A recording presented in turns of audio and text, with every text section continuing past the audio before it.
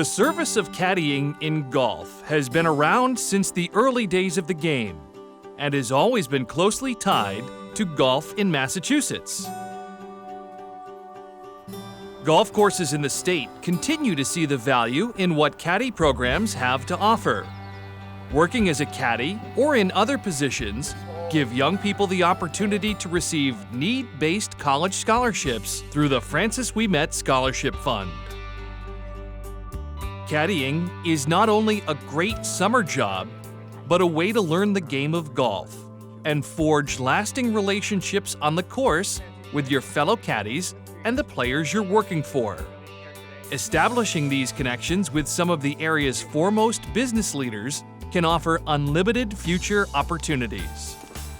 So, what is it exactly that a caddy does? As a caddy, you provide a specific service to your player during their round. From the moment the assignment is given until the end of the round, you are single-handedly responsible for your player's golf bag. To become one of the best caddies at your club, it is vital to put your best foot forward, show up on time, and have a willingness to learn. Caddying will help in developing your work ethic, and the more you put into the job now, the more you will likely get in return for your efforts in the future. Tasks that every caddy must perform include carrying a golf bag, replacing divots, raking bunkers, and keeping track of your player's ball.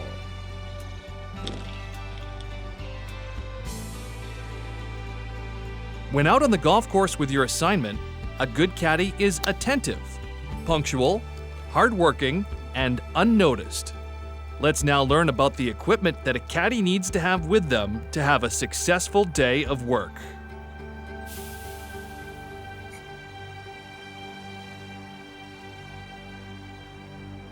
To prepare for the round, it's vital to adhere to your club's dress code. Wear comfortable and professional sneakers. Bring plenty of water to stay hydrated, a wet towel, rangefinder,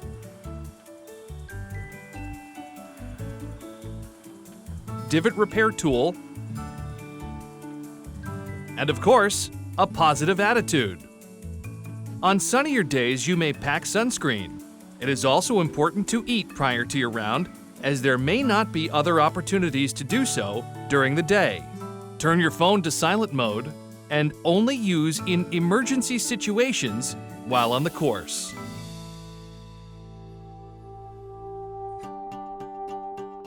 Golf is a game where players strategically navigate a course, trying to hit a ball into a hole in as few shots as possible. Players will repeat this process on a course made up of 9 or 18 holes. Each hole will vary in shape, length, and elevation. A typical golf hole will include multiple tee boxes, a fairway, rough on either side of the hole, sand traps, water hazards, and a putting green. Let's take a closer look at each part of the course. Tee box. This is the area that players begin each hole. The area will be closely mown and have multiple markers to designate the starting spot for different groups of players. Players will choose a set of markers based on their ability level. Fairway. Also a closely mown area that is the intended target area that players will aim for from the tee box. The shorter grass allows for an easier next shot. Rough.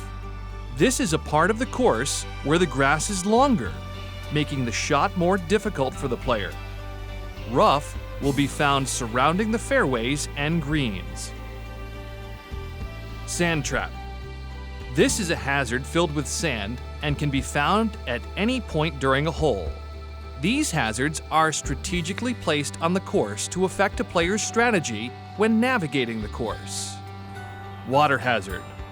Similar to a sand trap, these can be found anywhere on the course, and players will try to avoid these areas.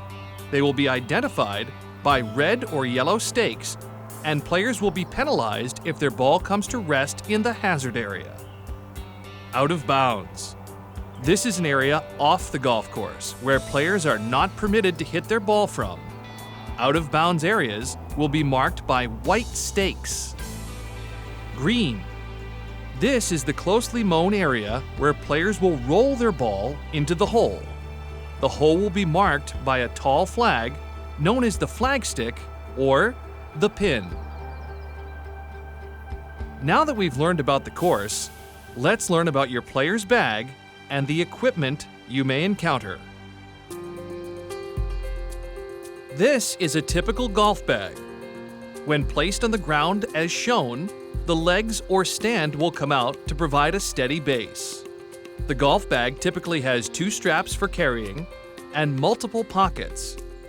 There, you'll find balls, tees, extra layers on cold days, rain gear, and umbrellas on wet days, water bottles, snacks, towels, and a rangefinder. Within the bag will be different clubs. The maximum number of clubs allowed is 14. These are typically placed in separate compartments within the bag and organized by type of club. In the very top pocket, you will find longer clubs, driver, woods, and hybrids. These clubs are identified by a larger head that promotes further distance for your player. Although they are referred to as woods, these clubs today are made of metal and are distinguished by larger head sizes. Also, the longer the length of each club, the further the ball will travel. This is the driver. As you can see, it is the longest club in the bag and will have the largest club head. This is a fairway wood.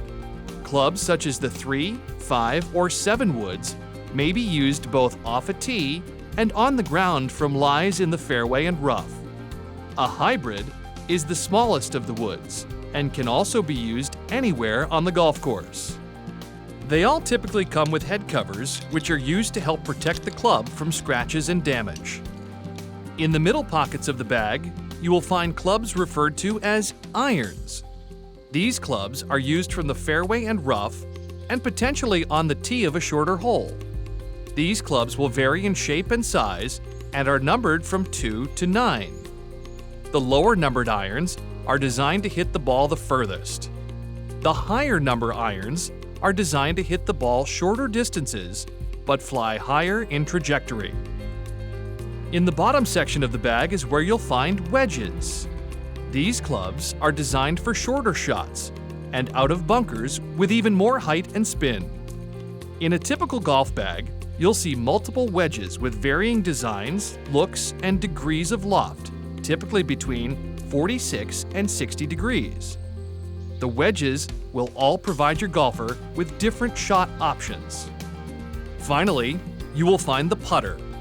This is typically placed in the top pocket alongside your woods and used to make the ball roll smoothly on the green or tightly mown areas such as the fringe or approach area before the putting green. Putters come in different shapes and sizes as well. You may see players with blade putters or mallet putters. Now that we know what the bag looks like, let's take a closer look at the straps and how they work. Beginner caddies will be carrying one bag, so you can use the 2 straps that most bags have and wear similar to a backpack. The strap lengths can be adjusted so that the bag rests comfortably on the lower back or hip. If you're carrying 2 bags, you should loop one strap on each shoulder and steady the bags by placing your hands on each driver. Now that we know the equipment caddies need and have learned about the game of golf and the golf bag, let's talk about how caddies receive their assignments. Each golf course will have their own rules on caddy assignments, so make sure to consult your course's caddy manager for any specific instructions. Some courses may have a caddy waiting area and are assigned on property. Others may arrange tee time assignments with the golfer in advance. When arriving to the course, make sure to check in with the caddy manager Great, yeah, I have you at 8:30. I'll let you know when the players arrive. For now, you can just go wait down in the caddy area. Great. Thank you. When you receive your assignment and meet your player, it's important to introduce yourself, use a firm handshake, and maintain eye contact. How long have you been caddying? This is my 3rd season here. You go to school? I go to Providence College. Oh, terrific. Before starting the round, take an inventory of all the equipment and items we referenced earlier.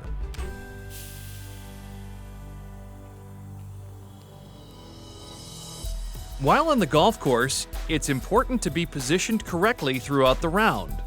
Remaining off to the side, still and quiet is imperative so as not to be a distraction. Caddies should be aware of their shadow, making sure it is not seen when players are hitting their shots. Make sure to stay close to your player so you don't delay the pace at which the group is playing. As we learned earlier, the tee box is where the players start the hole. When arriving at the first tee, you should place your player's bag off to the side in the rough rather than on the tee box. Ask your player to identify the brand, number, and special markings of their golf ball to help you identify it throughout the round. You should position yourself behind the tee markers, off to the side, and out of the sightline of the players hitting their shots. You should be prepared to watch the golf balls and where they land so they can be found for the next shot. After the group tees off, be ready to begin walking with the bag and wait for your player to hand the club back to you.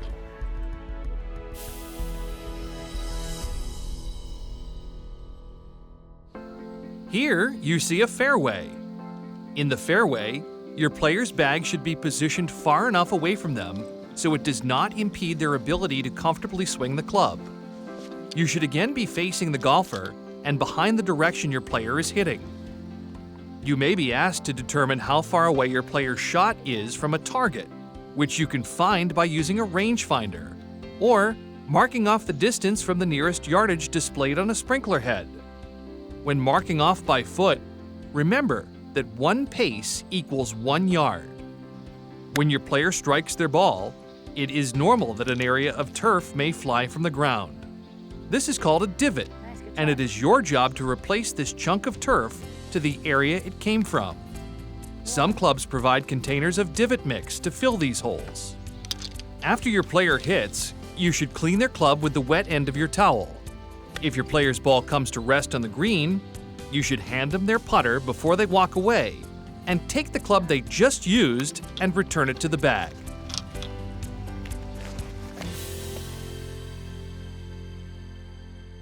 During the round, you may be asked to walk ahead of your group on holes with more difficult tee shots or landing areas that players cannot see from the tee box. This is referred to as forecaddying. It's important to work as a team with the other caddy or caddies in your group when forecaddying.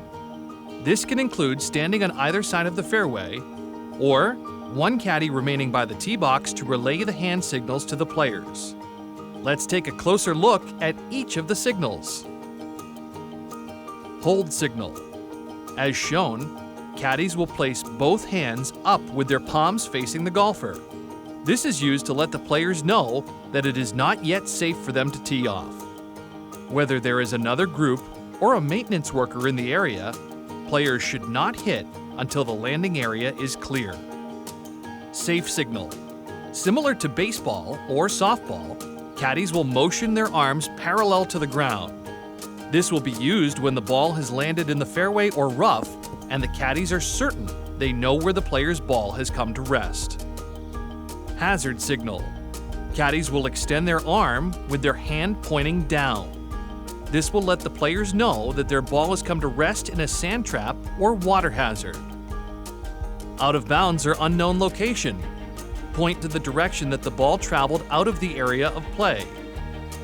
Caddies will use this signal to let the players know that their ball may have traveled out of bounds or into a location where it will be difficult to find, such as wooded areas or bushes. In this scenario, players may elect to hit another shot from the tee box.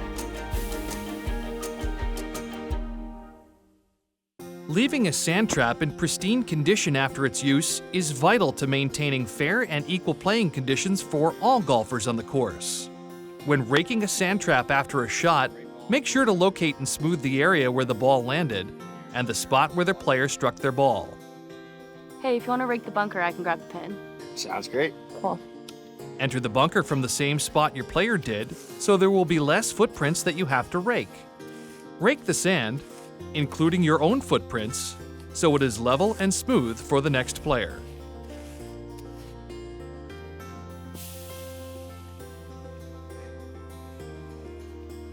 This is the putting green. When arriving at the green, your player's bag should be placed strategically in the direction of the next tee box, so as not to delay the group's pace. Like the tee box, a golf bag should never be placed directly on the putting green surface. While on the green, avoid stepping in any player's line. The line is the area the ball will likely roll on its way to the hole. The green is the only area that a player will pick up their golf ball. A player will place a coin or other marker behind their golf ball after arriving at the green. When your player marks their ball, as the caddy, you may be asked to clean their ball, so it rolls smoothly. I like one cup left to right, but it's going up the hill, so I'll give it a little bit of taste. As you gain more experience, a player may request help in reading the green. This helps determine the slope of the green and whether their ball will roll straight, to the left, or to the right. As players get closer to the hole, they may ask you to remove the flagstick. If so, grab the flagstick and stand off to the side away from play until the hole is completed. Place the flagstick back into the hole before moving on to the next tee. When all players have finished the final hole, replace the flagstick, remove your hat, and shake hands with all players and caddies in the group.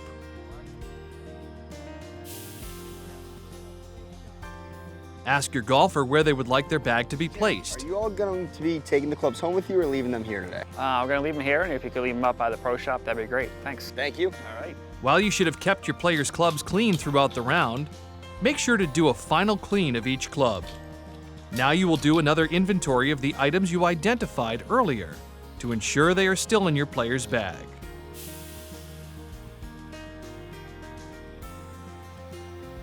Consult with your caddy manager on your club's policies surrounding payment. Many clubs offer direct payment of the player to the caddy and may come in the form of cash or digital payment.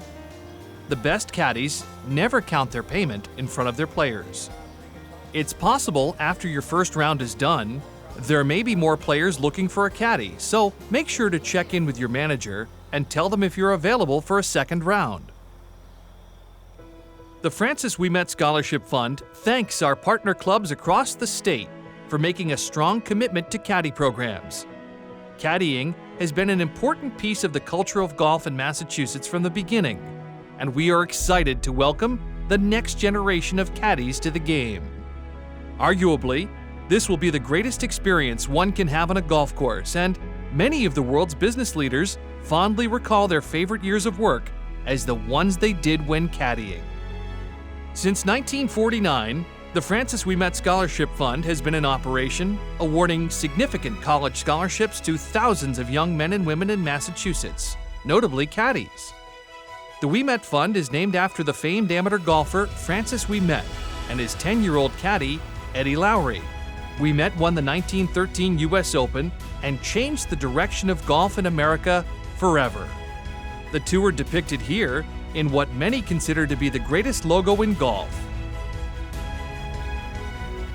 As caddies with 2 seasons of service, you can become eligible to apply for this special scholarship opportunity, attending the college or university of your choice. More than $60 million in scholarships have been awarded, and each recipient becomes a member of a strong network of alumni. The club's caddy manager and golfers for whom you caddy will be important resources for you throughout the application process. You can visit ouimet.org to learn more about the scholarship process and the additional opportunities available to you. We wish you the very best of luck this season as a caddy.